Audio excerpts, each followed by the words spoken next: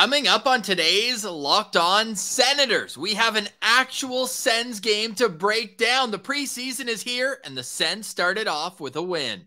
And the usual suspects were dominating Ross. Brady had 2 points, Timmy had 2 points, Sandy had 2 points, and we'll point out some of the other standouts. There were a lot to get to. The game was great. Now we've got another one on the horizon. The Senators' second group will be in Toronto tonight. Full game day preview and more. This is the Locked On Senators podcast. It's your team every day. Your Locked On Senators, your daily podcast on the Ottawa Senators. Part of the Locked On Podcast Network. Your team every day.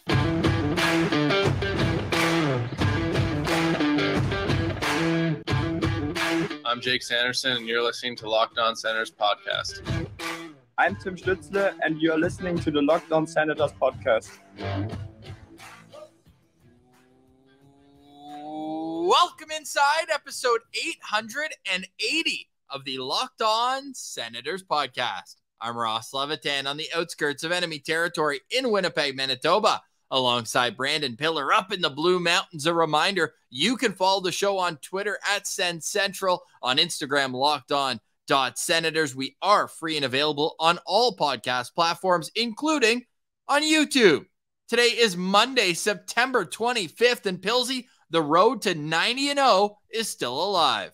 I mean, what a way to start off the preseason, but at home, up against the Leafs, a 3-2 victory with the star players doing what they typically do and will continue to do, and just beating the Leafs is always great. So I love that. Sens hockey is officially back with the first beating the Leafs at home.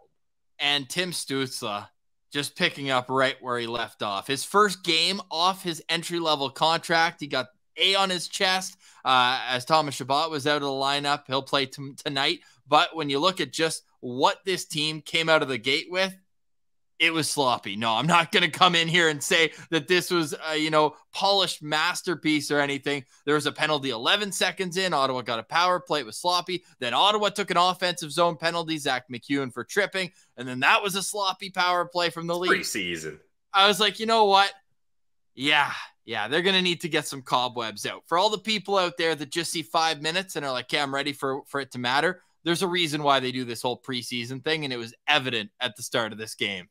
Yeah, definitely. I mean, it was kind of a weird shots back and forth affair. The Leafs got off to a hot start, 4 shots right away. Sens had none. And the Sens end up outshooting them the first period, 24-7. So 24 shots in the first period, and then 4 shots in the second, 4 in the third. So classic Sens not being able to kind of consistently play through the game. But hey, that was a good first period. The question everybody's answering is, which number threw you off the most? That's a good question. I'm not a numbers guy, so I feel like I'm always jumbled up by the numbers other than the top guys anyways.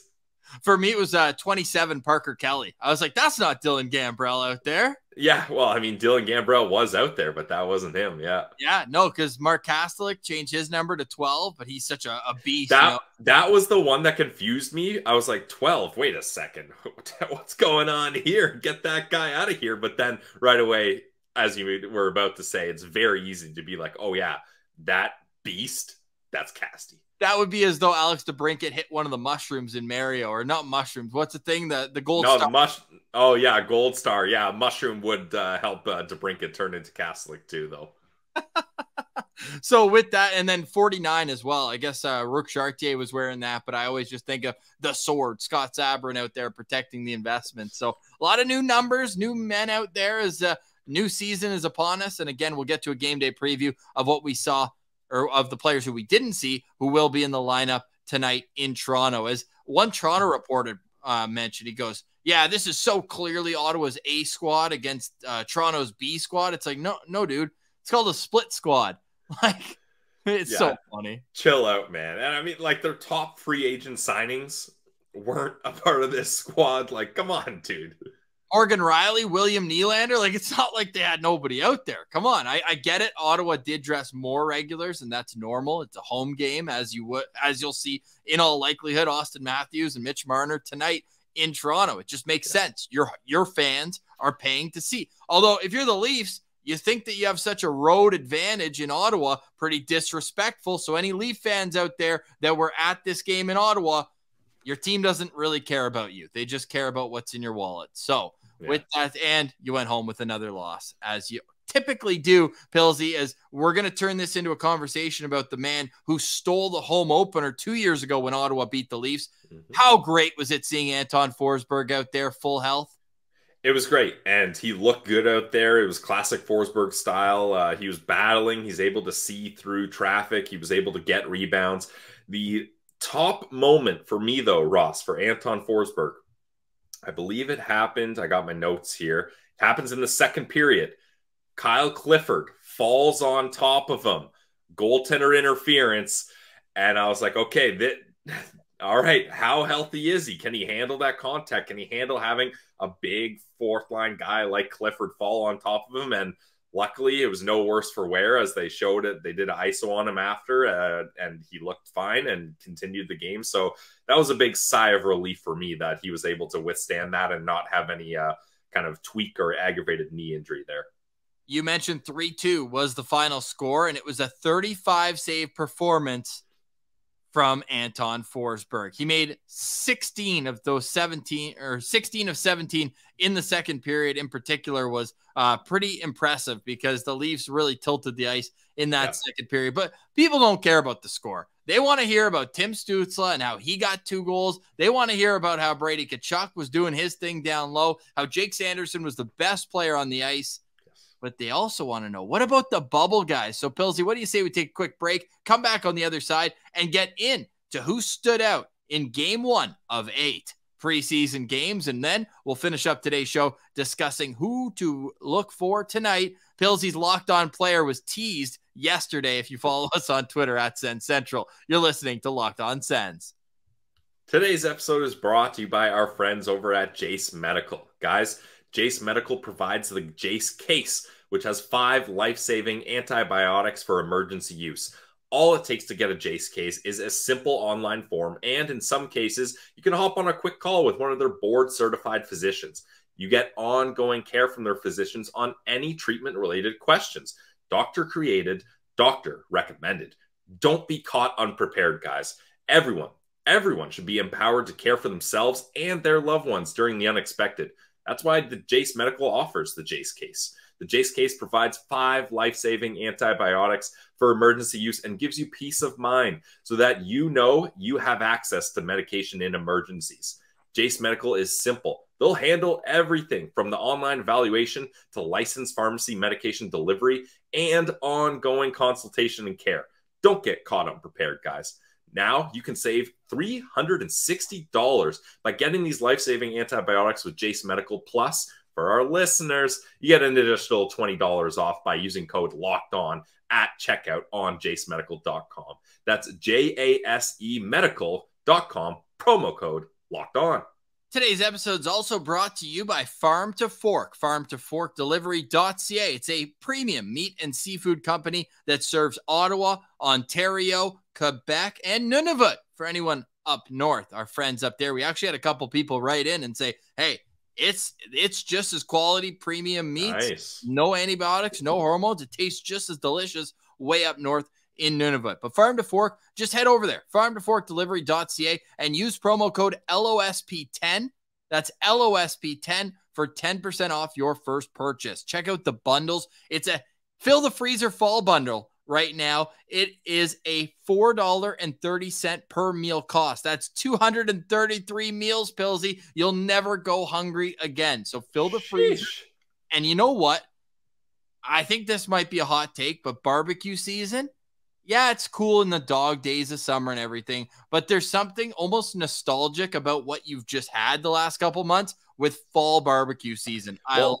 Ross, I'll put a spin zone on it. Tailgate barbecue season. Football season is here. Get your tailgate grills on. Get going. Have your cookouts. Go check that all out. Farmtoforkdelivery.ca. It's individually vacuum sealed at the butcher's table for ultimate freshness. And you can go try it yourself. Farmtoforkdelivery.ca. Taste the Farm to Fork difference. You will never go back to grocery store meats.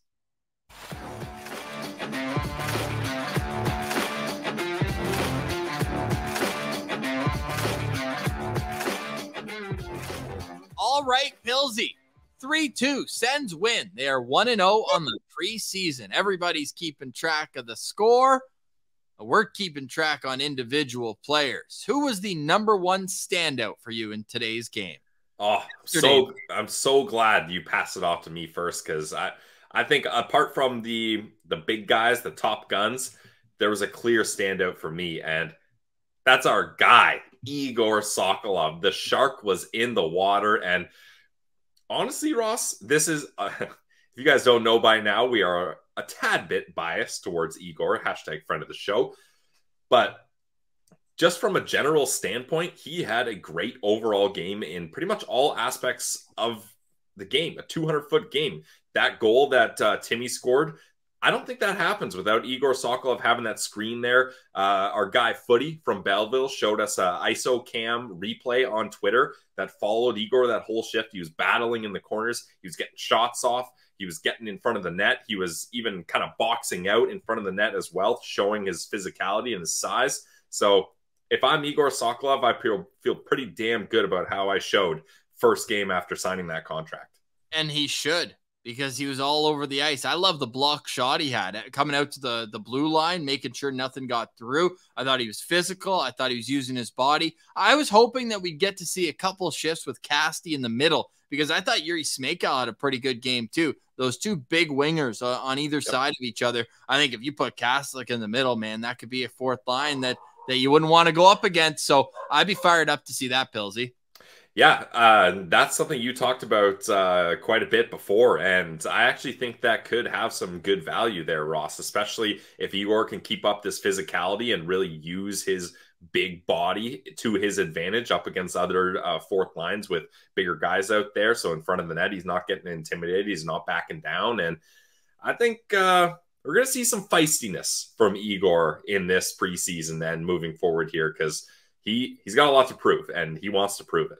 Man, it was feisty in front of the Sens net early in the game, and my next standout was Nikolas Matinpalo. I thought that he showed very well, clearing the crease, making smart, easy reads in the defensive zone, and then he just put his wheels on. He put the speed burst on, and I think it was the third period, and he set up Timmy for what was nearly his hat-trick goal. It was a great save across crease. I thought he had that, but Matinpalo really impressed me, and the beauty with Matinpalo is, unlike Jacob Bernard-Docker, unlike Travis Hamonic, you have a third pair type role here, which is probably going to be those two guys because they're on one-way deals, but you don't even need waivers for Matinpalo, and you know you're going to need more than 6 defensemen. So I still see him starting in Belleville as the top defenseman, but he's also played against men in Finland for 3 or 4 years. So I think that he's got that in his back pocket, and he could be a huge depth piece for Ottawa this year.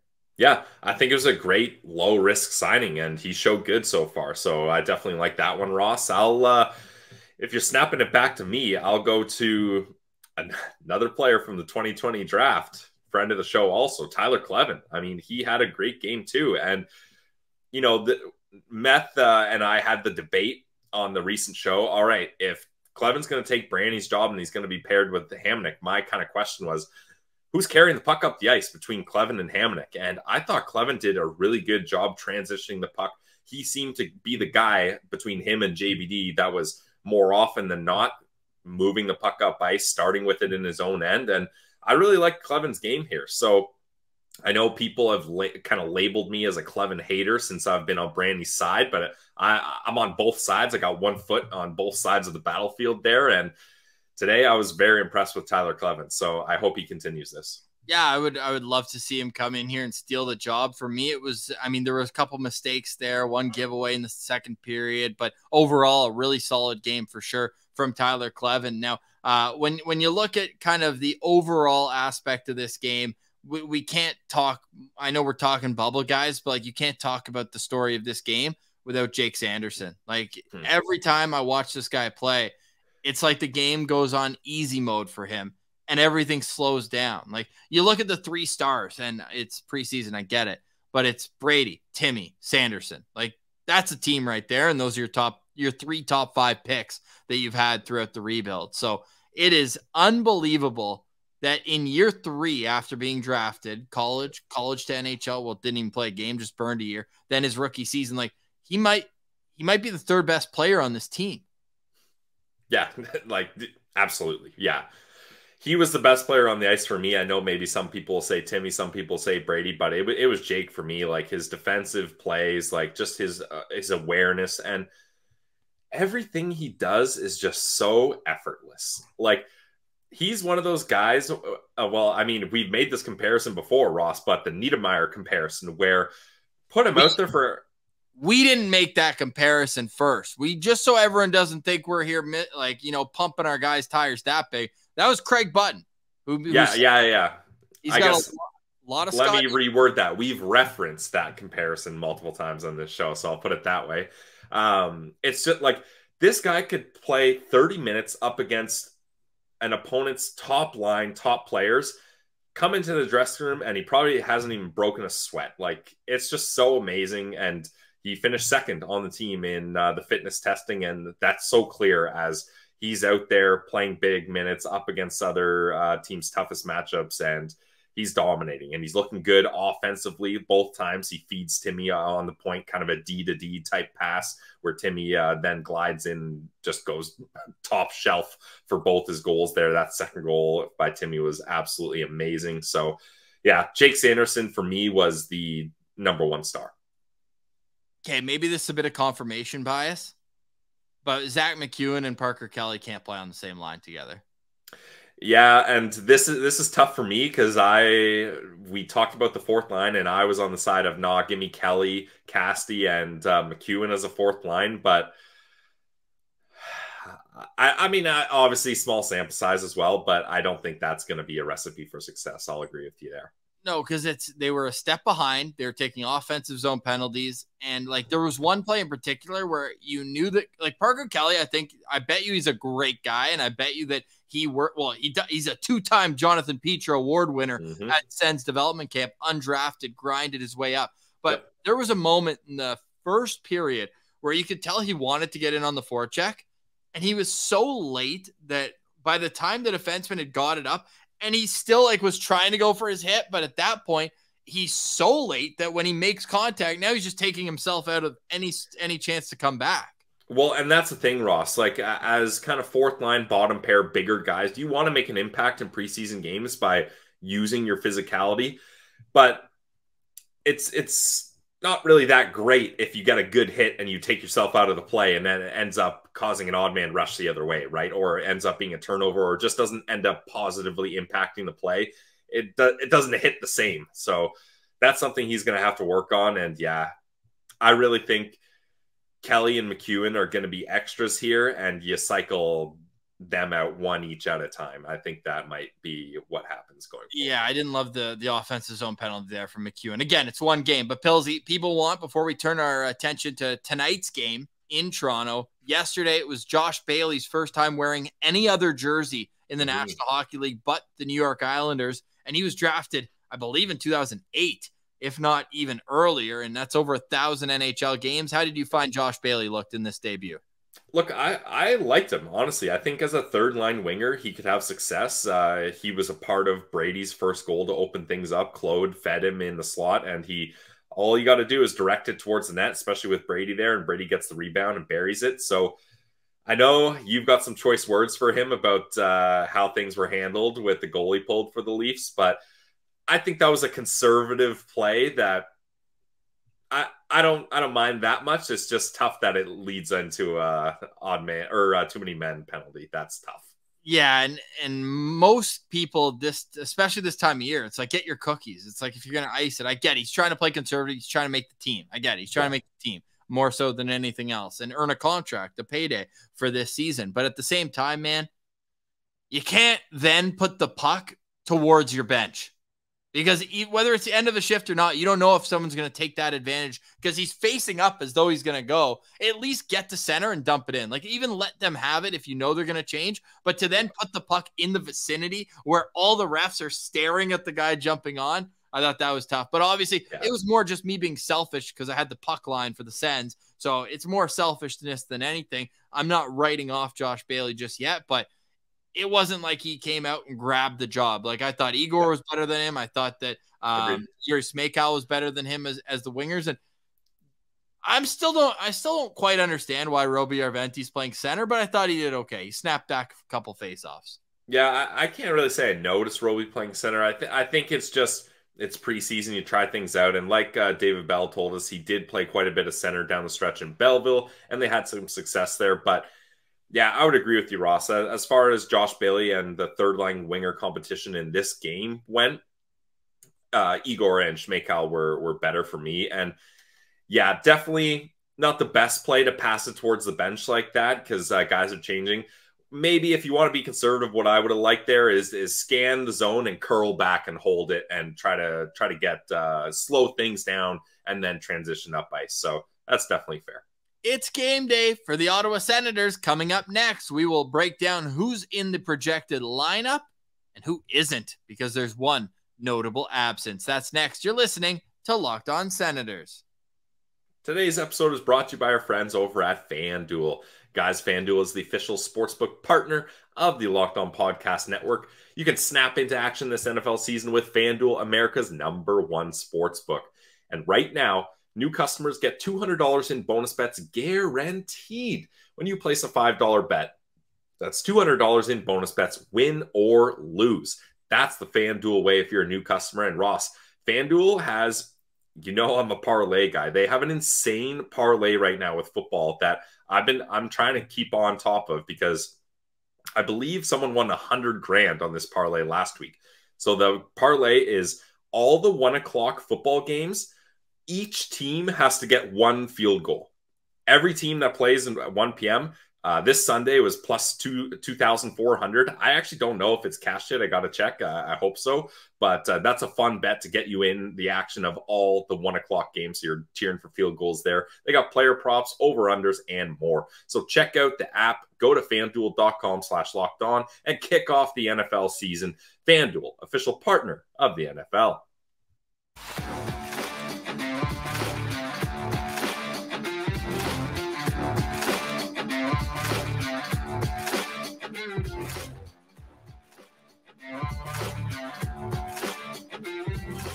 All right, Pillsy.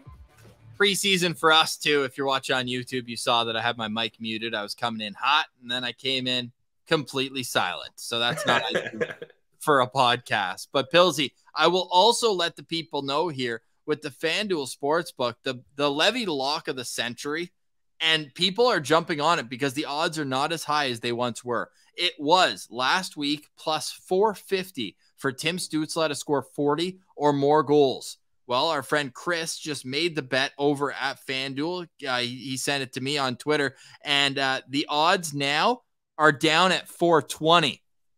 So we are going to double it up, and I'm not calling this a Levy lock, but I'm certainly going to get in on it myself. Tim Stützle, 100 or more points at plus 540. That means if you bet $1, you get $5.40 back on that $1. So you got to get after that because you saw. I'm riding with you. I'm riding. You saw his shot today, Pillsy, and then after the game, he goes, yeah, I'm getting more confident in my shot. Guy scored 39 last year. Only 39. That might be the least amount of goals he scores in a season in a long time. Honestly, yeah, for real. Yeah, I don't even think we're overhyping him anymore. Maybe the day before he was drafted, calling him Timmy Superstar might have been a bit premature. Nah. But he looks so damn good, man. Ross, from day one, I always said Tim Stützle was going to put up 100-point seasons, just like Derek Stepan did. Yeah, exactly. That might be one of the best storylines in LOSB history. The fact that his first ever line mate was brought in. Pretty good. Wow. Oh, man. Maybe he's the next Stamkos. Should I try to, manifest Steven Stamkos coming to Ottawa at the trade deadline? I mean, Pierre Dorion locks up his guys early. Pierre Dorion loves winners. Yeah, that is also true. How about a 2-time Stanley Cup champion? Hey, speaking of sound bites like that, Pierre Dorion loves winners. That could have been one of the options for best sound bites in Senators history. We did that yesterday with Lalim's Martian. Go vote, have your say on Twitter. And if you're watching on YouTube, I've pulled up the Ottawa Senators, have released their lineup for tonight. Now, these are not in order, but we can piece together a little bit based on the last number of days. Before we get to who's there, who is not there, Josh Norris is being held out as a precaution. Are you nervous, Pilsy? Look, we've kind of had this debate going on Twitter, and I think both of us are on opposite sides of this, so embrace debate here. But I am still firmly on the side of try to limit Josh Norris's faceoffs as much as possible now and moving forward. No, not moving forward, because if he's not going to be a centerman, he's not going to be an $8 million player, and he's actually really good at faceoffs too when his shoulder's there.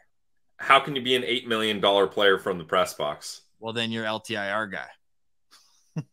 You're not doing much good for your team on the ice. That's the thing. Like, obviously, I would rather have Josh Norris take faceoffs and snap them back because he's good at them. But that's where his injury tends to reoccur, and I would rather have him playing as much as he can without taking faceoffs than having him play little and risking everything and taking faceoffs. Like, if there was no Brady Tkachuk, no Claude Giroux on this team, different story. But you got two guys right there that are great wingers that can snap back draws. So I'm sure we'll continue this discussion moving forward, but I remain on that stance. Yeah, I'm precautionary Pilsy, Ross. Right. Well, is that why Norris isn't playing today? Because neither Giroux or Tkachuk? Like, are we going to get down to that where it's like if they don't play, he doesn't play because he can't take faceoffs?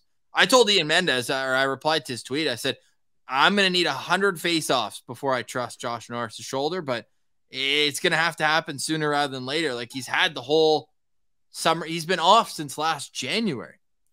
Well, they got noted centerman Matthew Joseph here. I don't know why Joseph's not down the middle here. Oh, my God. Please tell me you heard DJ Smith say that he's impressed the most at camp. If that's not the that's not the ultimate, hey, guys, everyone look, Joseph is really, really good. Honestly, too good. He's too good to be playing for the Sens. Someone else deserves to have him. Now, without Josh Norris, I want to say notable move because it had been Ridley Gregg between Yuri Smeykal and Egor Sokolov at the first couple of days of training camp, but Ridley Gregg is in this projected lineup tonight. So does it just make as much sense to you as me that it will be Ridley Gregg centering Drake Batherson and Vladimir Tarasenko? Yeah, I think that's probably what will happen here, Ross. Yeah. And we don't have a morning skate. So we're actually recording this Sunday night, 8:45 p.m. Eastern. And I'm excited. My number one player to watch is Vladimir Tarasenko because I just want to see that 91 out there flying around in a Sens jersey. I hope that he can, take a page out of Tim Stützle's book with that wrister that we know is just patented. I saw some people who were at Sens training camp say that the puck just comes off his stick different. So I'm really excited to see that lethal shot of Vladimir Tarasenko. So I think we could snap it back a couple times because the people want, who to watch for in this in tonight's exhibition game. Well, before we get to yours, why don't we just mention some of the players? Like we'll just say some of the notables who are playing. So we'll see our top pair of Jacob Chychrun and Thomas Chabot. They will be in the lineup. You've got your Matthew Joseph line. You've got Dominik Kubalik, Vladimir Tarasenko, Ridley Gregg, Angus Crookshank, who by all accounts looked pretty good the first couple days. You got Zach Ostapchuk back after suffering a minor injury in rookie tournament. You've got Boko Imama coming in for the first time, and we are expecting Mads Søgaard to play the entirety of tonight's game. Ross, I am so excited to watch Dominik Kubalik. I wanted to see him yesterday, so Dominik Kubalik is going to be my guy to watch here. I like that. Pilsy. What in particular do you want to see from him?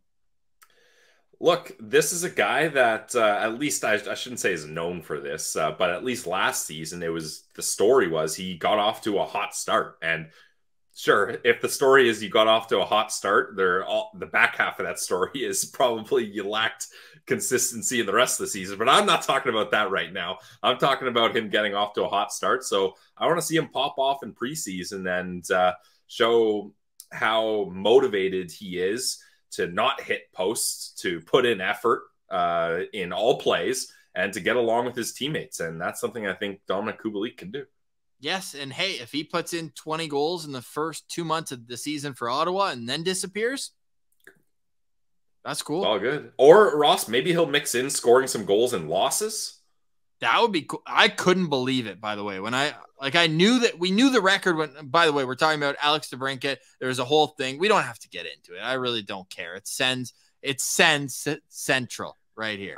I want to make this is going to be my final thought, but since we're into it, you want to save it? Why don't I give one more? Okay, we'll save it. We'll save it. Yes, we don't need to get into this. We don't want to get lazy about the conversation because it wouldn't look good on us. No, it wouldn't. Honestly, it wouldn't.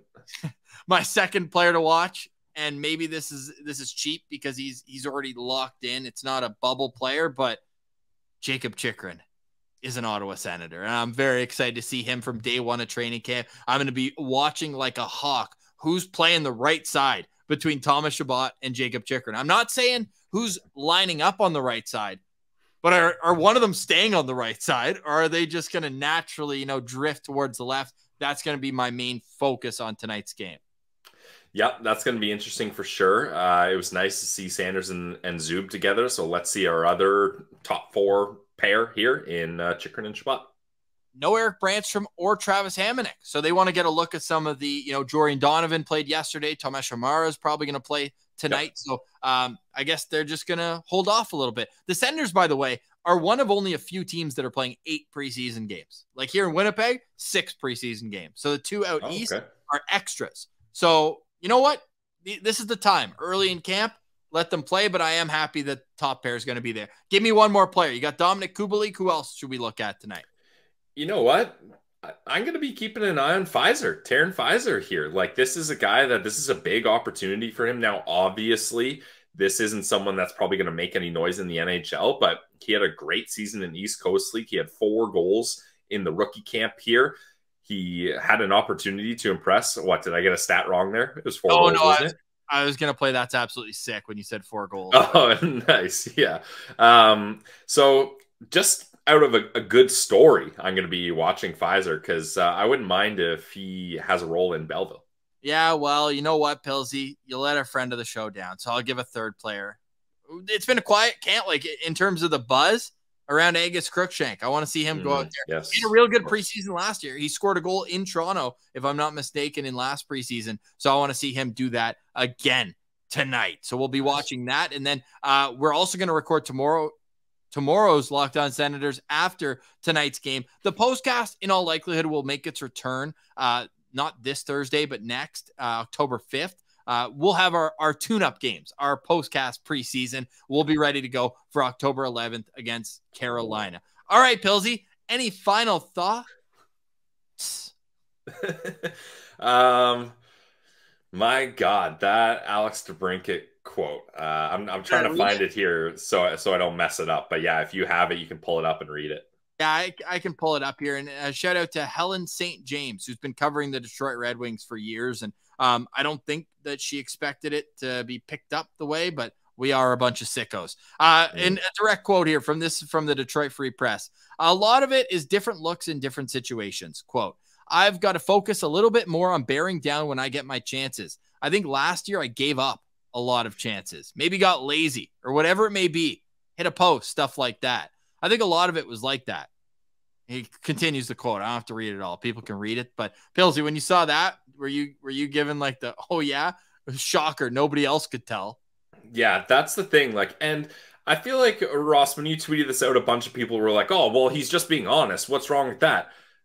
If you're being honest about being lazy, I'm not going to give you points for being honest. Like, thanks for saying what we all kind of figured. And this really kind of changed my opinion about Alex DeBrincat. Like, before, I was like, okay, this is a guy, he gets traded to Ottawa. He didn't want to come here. He never had bold statements like, yeah, I'm going to sign long-term. He was always very clear that, hey, I want to see how things go. And you know what? I respect that. That's fine. He's got a young family. He's from the States. He probably wants to be there. Nothing wrong with that.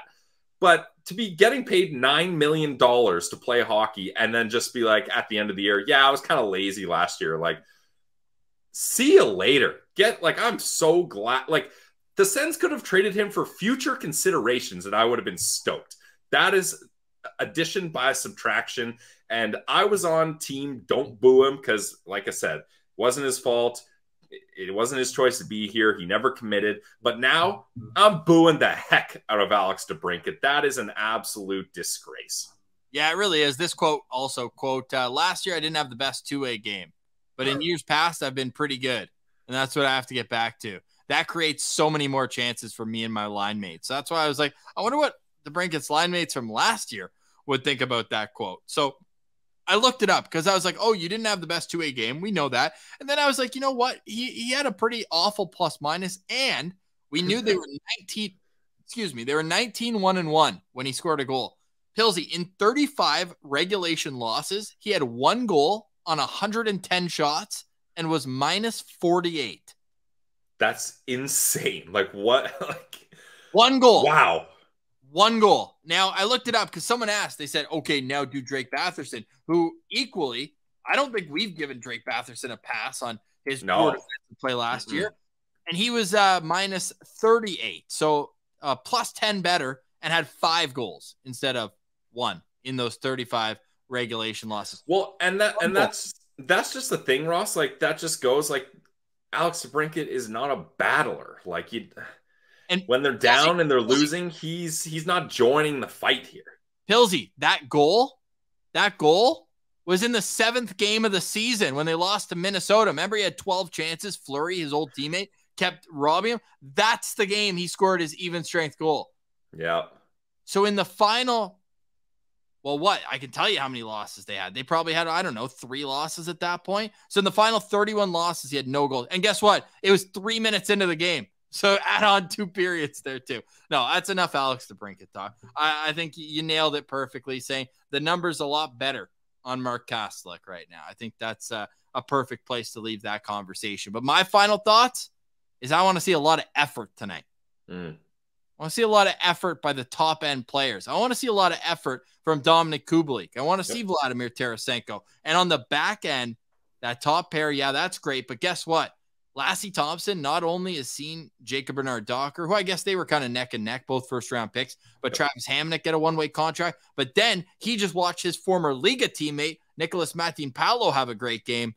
Man, whether he's playing to go on waivers and play somewhere else or be a sweetener in a trade or make the team, this is a huge camp for the future of Lassie Thompson's NHL career, and I want to see him play well tonight alongside Jacob Larson. So that's my final thoughts here. I want to see them do pretty well. So it's a Sens and Leafs game. I know we got a ton of people in the heart of enemy territory who are going, and if the Sens win, hit them with one of these for our boy. Oh, that's what it was. Thank you. The golf clap. That was one of an all-time citizens right there. So we need more vibes like that. Carry it in to tonight's game. Let us know on Twitter at Sens Central or in the comments on YouTube who is your locked on player to watch in tonight's game. We'll wait until we get down to the brass tacks of like the actual team before we do a locked on player, lookout player. We'll still, and any other suggestions of how you want our game day coverage to look, let us know in the comments as well. But right now, it's about highlighting certain players. How did they look? Were they good? Were they bad? And what do we want to see next? So that's all coming up this week on Locked On Senators. It's moving week. You know, it's moving day in golf tournaments where you decide who's going on to the weekend. Like, first round of cuts is going to be at the end of this week, we believe, before the Ottawa Senators head out east. So it's a huge week, the biggest week in some of these kids' lives. And we will be all over the coverage of it right here, 5 days a week on Locked On Senators. For today, we say goodbye. For Brandon Piller, I'm Ross Levitan. This has been the Locked On Senators podcast, your team every day.